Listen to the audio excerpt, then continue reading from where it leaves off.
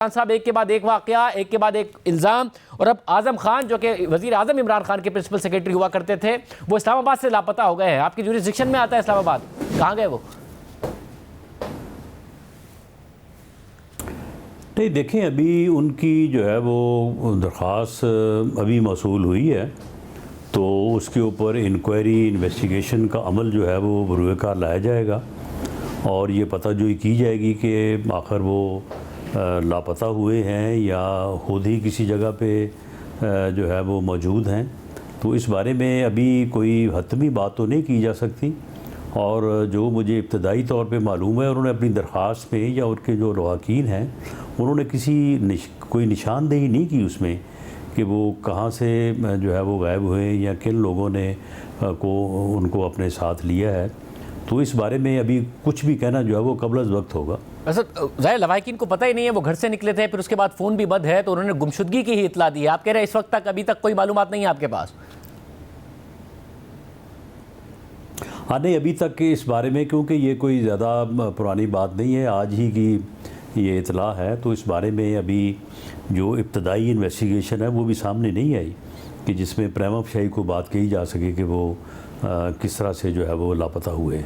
अच्छा, मगर दूसरी तरफ ज़ाहिर अब खैबर पख्तूनख्वा में है तो केयर टेकर हुकूमत, मगर जो कुछ हो रहा है तहरीक इंसाफ के साथ वो कहते हैं सब मिल के हो रहा है। तो वो जो गाड़ियां हैं, पुलिस जाए और वो गाड़ियां उनकी ले जाए, शाह फरमान की हों, शहराम तरक्की साहब की हो, ये अगर वो नहीं मिल रहे हैं तो फिर गाड़ियों तक नौबत आ गई है, घरों में जाकर ये सब कुछ हो रहा है।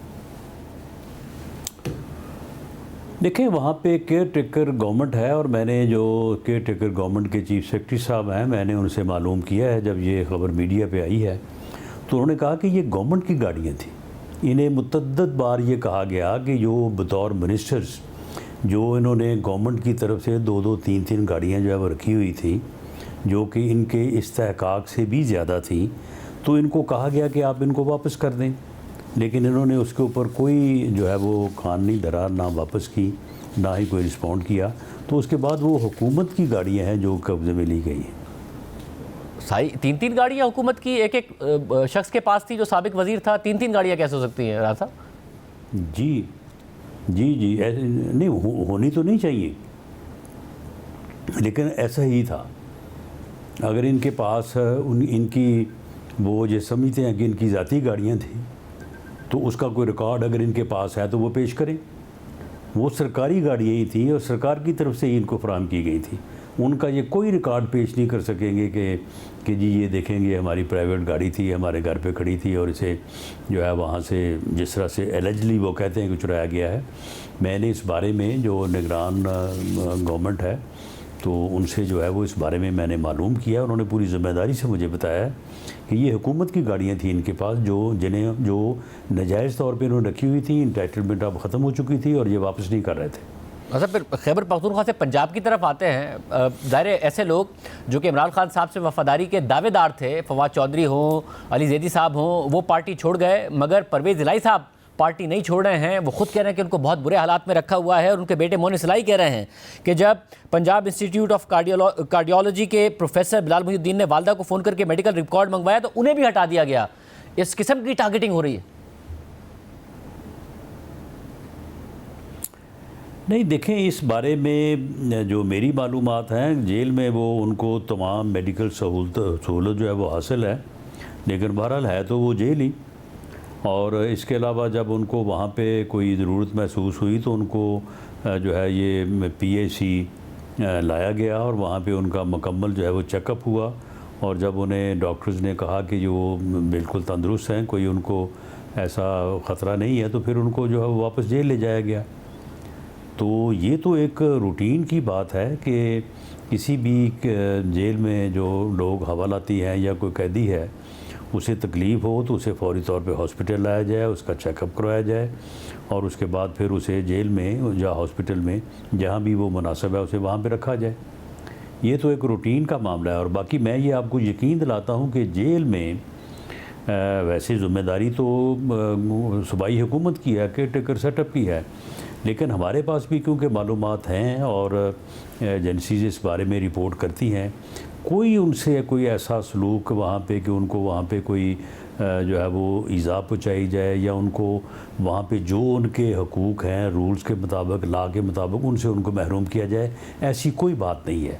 ये सारा प्रोपेगेंडा है। पहले ये ख़वातीन के मतलब इन्होंने बड़ा मुनज़्ज़म प्रोपेगेंडा किया कि जी खुदा ना खासा उनके साथ को बहुत जेल में जो है वो गलत हो रहा है। वो भी सारा फिर गलत साबित हुआ। उन्होंने ख़ुद आगे बयान दिया कि नहीं जी कोई ऐसी बात नहीं है, हमारे साथ कोई ऐसी जो है वो हरकत या ज़्यादती नहीं हुई। तो अब जो है ये चौधरी साहब के मतलब कर रहे हैं। चौधरी साहब मेरी इतला के मुताबिक तो कंफर्टेबल है वहाँ। तो डॉक्टर को क्यों हटाया गया राणा साहब? ये मेरे इल्म में नहीं है, मैं इस बारे में मालूम कर लूँगा, लेकिन मेरा नहीं ख्याल कि इस वजह से उन्हें हटाया गया हो। क्योंकि या तो ये है ना कि उन्होंने कोई एक्स्ट्रा फेवर दी हो, वो आए वहाँ पे चेकअप हुआ, चेकअप होने के बाद वो वापस जेल चले गए। तो इसमें डॉक्टर के ऊपर कोई एतराज़ या हटाने वाली तो बात बनती नहीं है। ये ना हो कि डॉक्टर साहब के मतलब कोई और मामला हो तो वो इस बात से इसको जो है वो नथी कर रहे हैं। राणा साहब, इमरान खान साहब का दावा है कि वो जो कुछ भी हो रहा है उनके साथ, इस सब में उनका वोट बैंक भी बढ़ रहा है, उनके लिए हमदर्दियाँ भी बढ़ रही हैं और आप लोगों के लिए नफ़रतें बढ़ रही हैं। इससे आप सब हासिल अभी तक क्या कर पाए हैं? इस्तेकाम पाकिस्तान पार्टी वो लॉन्च हो गई, उसमें भी अब कोई मज़ीद ज्वाइनिंग्स नहीं हो रही हैं। जिन्होंने कर लिया वो मीडिया पर आकर उसका दिफा करने को तैयार नहीं है। जो तहरीक इंसाफ के रहनुमा थे, अब तहरीक इंसाफ से टूट कर जाने वाले लोगों का सिलसिला भी आगे नहीं बढ़ रहा है। इस एग्जैक्टली क्या हासिल हो रहा है आप लोगों को इस सारी सूरत हाल से? नहीं देखें शाहजेब, ये एक फितना था, फितना है। इसने इस मुल्क की सियासत को गंदा किया। इसने इस मुल्क की सियासत में नफ़रत को जो है वो लेके आया। ये बदतमीज़ी और बदतहज़ीबी लेके आया। ये ओए तोए का कल्चर लेके आया। इसने इस मुल्क की सियासत को गंदा किया।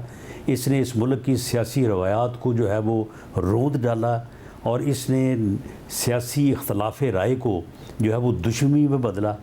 इस बंदे का जो इसका अरूज आना था वो 8 मई तक आ चुका। अब 9 मई को जो हरकत इसने सरजद की है और इसके लोगों से हुई है और इसने मनसूबा बंदी से ये करवाई है, उसके बाद अब इसकी ये खाम ख्याली है कि इसका वोट बड़ा बढ़ गया है और इसको ये हो गया है, इसको वो हो गया है। ये बिल्कुल आवाम के सामने पूरी तरह से जो है ये एक्सपोज हो चुका है। आवाम को इसकी शनाख्त और इदराक हो चुका है।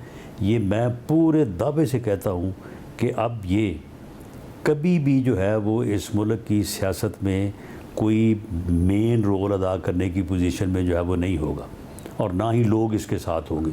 अभी तक तो जमात उनके साथ ही है। कुछ सीनियर रहनुमा ज़रूर छोड़ गए, मगर पार्टी के कुछ लोग रूपोश हैं, कुछ गिरफ्तार हैं, मगर साथ खड़े हैं। ये आपको कैसे लग रहा है? आप लोग भी ज़ाहिर है अपनी जमात के साथ खड़े रहे, आप लोगों को बहुत लंबा लंबा अरसा जेल में रखा गया, मगर ऐसा नहीं है कि इमरान खान साहब को 9 मई होते ही सब एकदम छोड़ के चले गए हैं? ऐसा नहीं हुआ है अभी तक?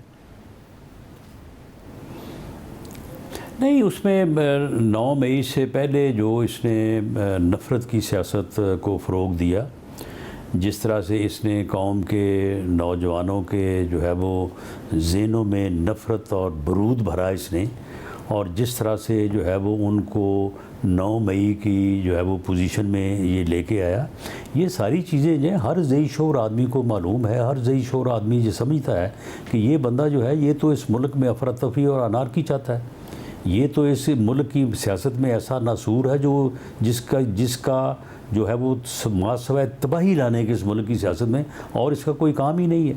इसके 3.5 पौने 4 साल की हुकूमत देख लें, इसकी उससे पहले अपोजिशन देख लें, इसकी आज जो 1 साल की अपोजिशन है वो देख लें।